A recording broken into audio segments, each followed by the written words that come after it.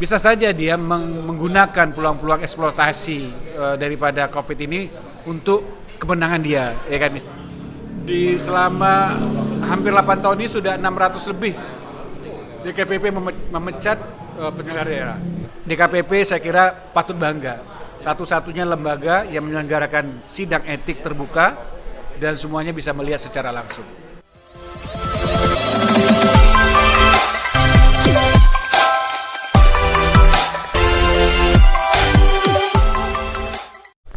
Assalamualaikum, kembali di channel Emosi Jurnalis Muda. Nah, Bang Imo nih lagi coba sedikit bikin konten dengan salah satu pejabat dari DKPP, Dewan Kehormatan Penyelenggara Pemilu. Ini salah satunya anggota DKPP yaitu Pak Fitra Alfitra ya.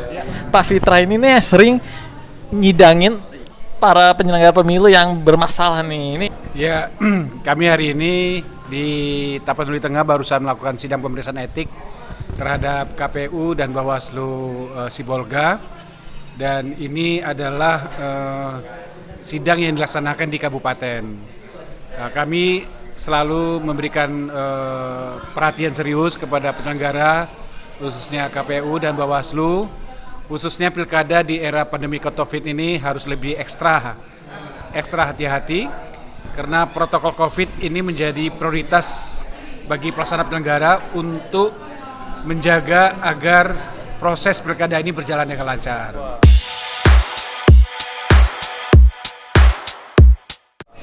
Saya melihat bahwa pandemi COVID ini harusnya menjadi tema utama dalam kampanye kandidat kepala daerah.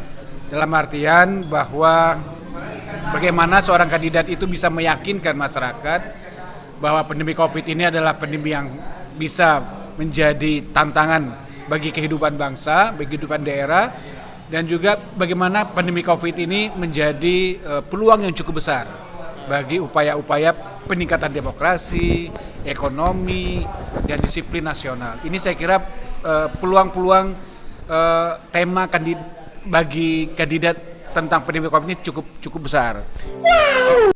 Oleh karena itu saya melihat bagi calon-calon kepala daerah, mohon untuk menjadikan pandemi COVID ini sebagai tema besar. Tema besar dalam artian bagaimana pandemi COVID ini menjadi peluang untuk meningkatkan ekonomi, bagaimana peluang COVID ini meningkatkan disiplin nasional, bagaimana tentunya dalam pilkada, ya kan, bagaimana meyakinkan pemilih bahwa pilkada ini sehat, ya kan, bahwa pilkada ini betul-betul menjadi proses pertumbuhan demokrasi di tingkat daerah. Nah, ini saya kira yang paling penting. Kepala daerah nih yang mentang-mentang double job sebagai satuan gugus tugas, dia bisa mengontrol mengenai zona merah, mana zona hijau. Mereka malah kalau dia mau berkampanye klaim zona hijau nih, tapi kalau musuhnya giliran kampanye mengklaimnya itu zona merah. Itu gimana? Ya, saya kira di masa pandemi COVID ini Pilkada 9 Desember 2020 ini ada 270 kepala daerah. 220 itu petahana. Nah, bagi petahana ini banyak sekali peluang-peluang bagi dia, ya kan, untuk melakukan proses-proses kemenangan bagi seorang calon. Misalnya, sekarang ini kan kepala daerah ini kan merangkap sebagai satuan tugas COVID ya. Nah, bisa saja dia menggunakan peluang-peluang eksploitasi daripada COVID ini untuk kemenangan dia, ya kan, misalnya dia bisa menentukan mana zona merah, zona hijau, ya kan, itu ya kan? No. Yang kedua juga termasuk bantuan COVID, ya kan? Nah, sekarang ini bantuan COVID pemerintah daerah yang pilkada sekarang masih sedikit, Mas. Saya tidak tahu, harus menunggu kampanye nanti kan. Nah, jangan sampai bantuan COVID selama masa pilkada ini dikaitkan dengan proses kemenangan satu daerah. Ini saya kira yang kita harus, terutama bagi pengawas pemilu, KPU juga harus menjaga. Jangan sampai pandemi COVID ini dimanfaatkan untuk kepentingan kandidat yang merangkap sebagai satgas daripada pandemi COVID ini. Tuh, mau berbuat baik tapi malah dari awal udah begitu. Mikir. Dia ini yang memegang anggaran juga nggak sih Pak? Anggaran COVID bisa dikendalikan juga? Jelas, jadi kan ini berkaitan dengan anggaran. Ini kan anggaran COVID ini kan ada di kepala daerah, ya kan. Kita ingin anggaran COVID ini betul-betul dimanfaatkan, ya kan. Apakah itu bentuk kesehatan, ya kan. Apakah itu bentuk dalam proses-proses pendidikan, pembelian pulsa buat anak-anak sekolah, ya kan. Kemudian juga bagaimana mengembangkan itu sikap disiplin bagi masyarakat dalam pandemi COVID. Jadi pandemi COVID ini adalah pintu masuk bagi calon kepala daerah agar proses disiplin nasional dan disiplin daerah itu bisa masuk daripada pandemi COVID ini.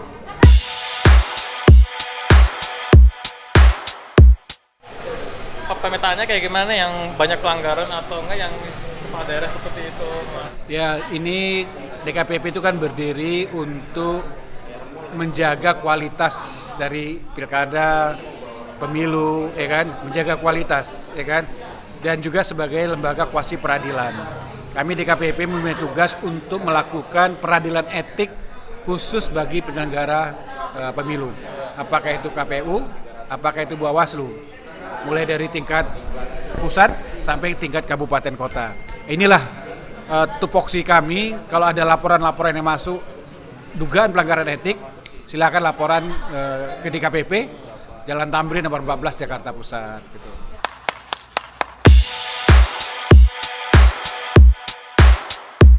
Saya dengar nih Pak ya, karena di Indonesia doang nih Pak yang punya lembaga pemilu dengan begitu ada pengawasnya. Di Indonesia ini unik ya, proses demokrasi dalam perspektif pemilu itu penyelenggaranya institusinya ada 3, 1 KPU, kemudian ada pengawas Bawaslu dan ada peradilan etik.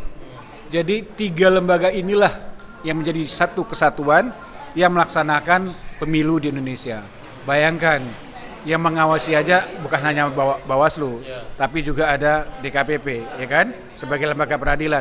Masyarakat juga ngawasi, wartawan juga ngawasi, semua pihak juga ngawasi. Jadi kebangetan lah, ya kan. Kalau badan pengawasnya banyak, pemilu atau pilkadanya masih banyak pelanggaran. Jadi kesadaran ini moga-moga dengan adanya lembaga pengawas ini masyarakat semakin takut atau penyelenggara pemilu semakin takut untuk melakukan pelanggaran-pelanggaran, apakah itu pidana ataupun etik.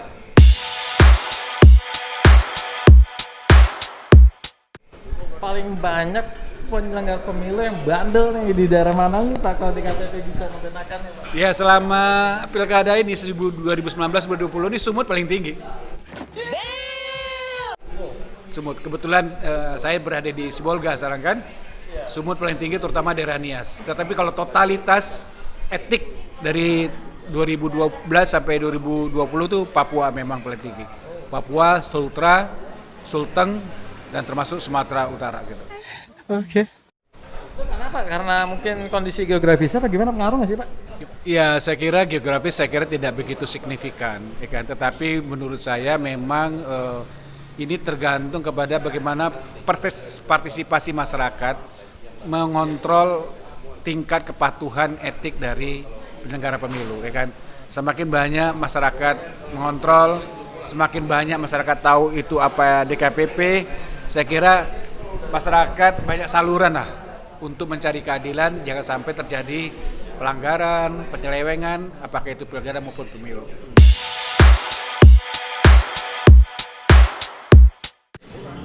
Di selama hampir 8 tahun ini sudah 600 lebih DKPP memecat penyelenggara daerah. Dan sudah hampir 3.000 lebih pengaduan yang dimasukkan, ya kan. Tetapi ini tolong diingat bahwa hampir sebagian besar pengaduan atau perkara yang disidangkan oleh DKPP itu 58% itu direhab. Berarti 50% dari penyelenggara pemilu masih bisa dipercayai. Dan yang 42% itu ada yang diberhentikan tetap, ada pelanggaran administrasi dan macam-macam, ada pemberhentian sementara, dan ada yang diberikan peringatan. Nah, diberikan peringatan ini cukup besar. Nah, dalam artian dia harus hati-hati bekerja, jangan sampai mengulangi kesalahan-kesalahan yang terjadi lagi. Paling parahnya pernah sempat sampai ke unsur pidana nggak sih Pak? Ya, kalau ada misalnya itu Bawaslu yang langsung memproses pidana. Kita tidak akan melaksanakan peradilan pidana kan. Pidana kita silakan kepada kejaksaan kepolisian melalui Gakumdu pidana. Tapi kalau peradilan etik, saya kira itu ada saluran channelnya adalah DKPP. Gitu.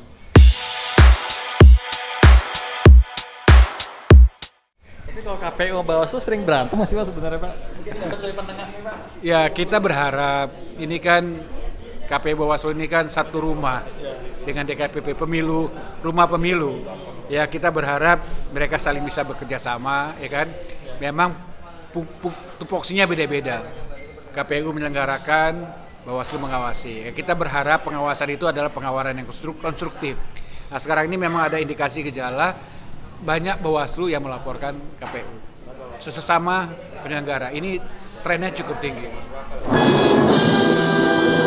Justru yang pelanggaran itu Paling banyak adalah kabupaten kota KPU. Ya, KPU. Karena dia sebagai pelaksana real dari pilkada maupun pemilu, ya kan. Baru yang kedua adalah Bawaslu kabupaten kota. Ini saya kira tren selama 7 tahun terakhir ini.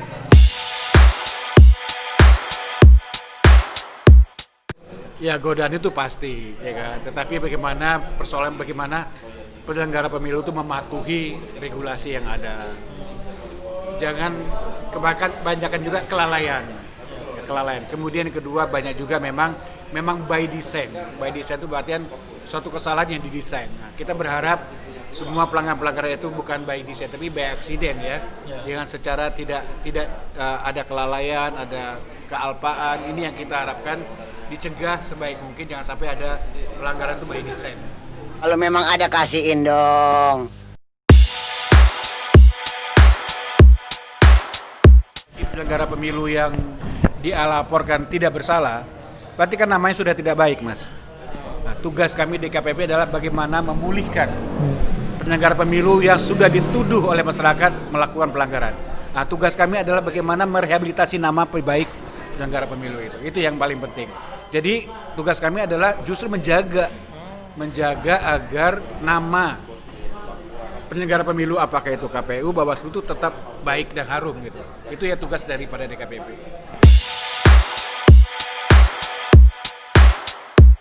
Tapi ada yang menarik nih Pak, ini pemeriksaan kode etik kalau di Polri kan tertutup, ini malah terbuka di sidangnya. Ya ini saya kira patut dicontoh oleh lembaga-lembaga etik di institusi lain, ya kan. Di DKPP itu sangat transparan sekali, ya kan. Sidangnya terbuka, sudah terbuka disiarkan melalui live streaming. Tujuan kami adalah supaya masyarakat melihat langsung. Ini sebagai live streaming ini sebagai edukasi kepada masyarakat khususnya penyelenggara pemilu. Begini loh, betul-betul pelanggaran ini loh yang harus dihindari. Nah ini saya kira DKPP saya kira patut bangga. Satu-satunya lembaga yang menyelenggarakan sidang etik terbuka dan semuanya bisa melihat secara langsung. Justru malah banyak yang melanggar tuh, bagaimana tuh? Ya itu, saya kira kita berharap ya kan, moga-moga pilkada 9 Desember 2020 ini terjadi penurunan pelanggaran etik. Meskipun nanti realitanya prediksi pelanggaran itu cukup besar pada masa era pandemi COVID ini.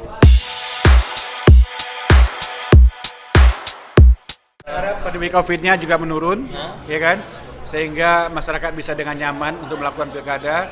Yang kedua kita berharap andai kata COVID tetap eksis, tetap ada di Indonesia, ya kita berharap masyarakat bisa mematuhi, bisa memahami bagaimana protokol COVID ini bisa dilaksanakan baik. Tadi tidak nanti dikritik masyarakat nih. Saya nggak pakai masker tadi memang karena saya kalau ini agak susah bicara Mas, jadi saya mohon nanti setelah ini saya pakai masker. Itu emang kalau sama Masker tetap penting. pas di sidang kok kita juga lihat Pak majelisnya juga pakai masker. Iya, juga. karena bicaranya tidak jelas Mas tadi. Ya, jadi saya sudah minta setelah bicara saya akan tutup lagi. Segitu dulu berkonten dengan salah satu pejabat di DKPP yang sidangin penyelenggara pemilu nih, kalau yang ngeblack pelanggaran nih. Kebetulan juga nih kita lagi ketemu juga di Tapanuli Tengah ya Pak ya. Di Pandan. Ya. Semoga pandemi ini berakhir dan juga nih ASN dan juga para kandidat pilkada nih jangan sampai tidak melakukan pelanggaran biar enggak ketemu Pak Fitra tentunya. Udah, pokoknya Pilkada 2020 kan akan membawa Indonesia yang lebih baik lagi biar makin gocer sreset. Ya, segitu dulu Bang Imo dengan Pak Fitra. Ikuti terus di channel Emosi Jurnalis Muda. Bye bye.